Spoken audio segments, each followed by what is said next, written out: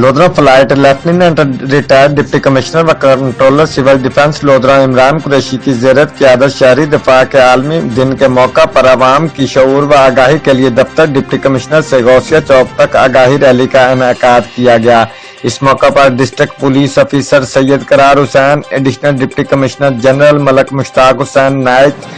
Additional deputy commissioner finance and planning Farooq Qamar, assistant commissioner Lodhran Kaleem Yousuf, assistant commissioner human resource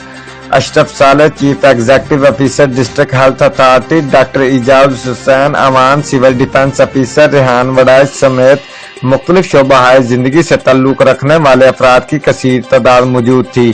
walk deputy commissioner office کے get سے شروع ہوئی اور غوثیہ چوک پر اختتام پذیر ہوئی۔ رپورٹ عمر فاروق، نمائندہ جیو ایکسپریس نیوز، گیلے وال۔